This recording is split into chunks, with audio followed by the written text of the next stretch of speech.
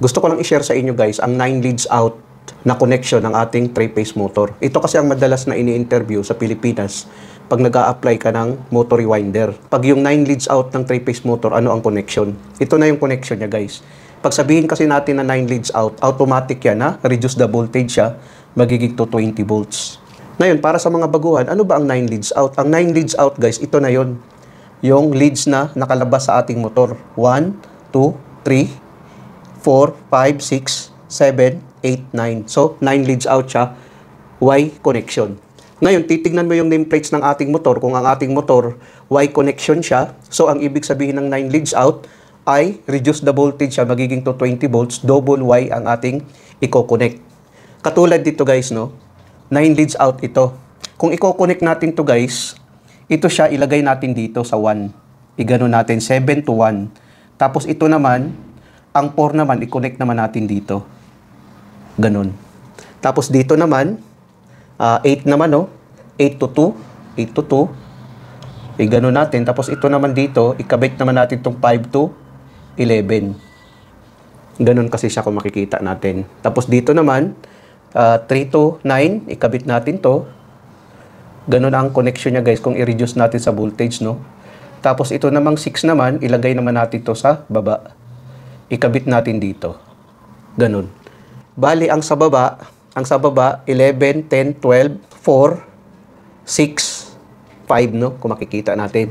Kung titignan natin dito sa schematic diagram, guys, ito ay schematic diagram ito. Kung titignan natin sa schematic diagram, ang nag-connected together sa baba, 6, 10, 4, 5, 12, no?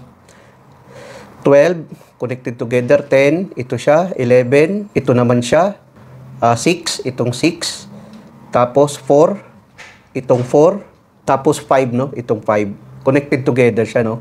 Ganun siya, guys, kung i-reduce the voltage natin. Ganun na ang makikita natin. Ibalik natin, guys. Bali, 9 leads out siya, no? Kung makikita natin. 9 leads out ito. Ganun ang connection niya. Kung makikita natin dito, guys, ito na yung connection niya, no? Kung dito naman sa kabila, ganun din. Kung makikita natin, no? Connected together pa rin ang 6, 4, 5, no? 6, 4, 5, tapos 12, 10, 11. 12, 10, at saka 11. Connected together. Reduce the voltage siya kung Y ang ating motor, kung Y nakalagay ang nameplate sa ating motor. Ngayon, pag delta naman guys, ito naman yung delta natin. Kung makikita natin, no?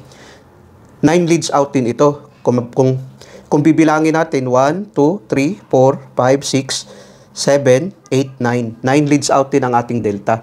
Ngayon, kung gagawin natin connection, magiging double delta siya, no? Kung makikita natin, reduce the voltage to 20 volts. Kasi pag ganito kasi ay 440 volts. Doon sa Pilipinas, 440 volts kasi ang ating ginagamit. Tapos ito naman yung ano niya, yung pag i-reduce the voltage na ibang pattern ng schematic diagram. Ganun siya guys kung makikita natin. Sa mga motor rewinder dyan, alam nila ito. Ganito ang connection pag 9 leads out. Madalas kasi tinatanong kung ano ang connection ng 9 leads out pag nag-a-apply ka ng motor rewinder. So ang conclusion guys, ang 9 leads out, double Y or double delta. Depende sa nameplates ng ating motor. Kung nakalagay delta, double delta ang connection niya sa 9 leads out.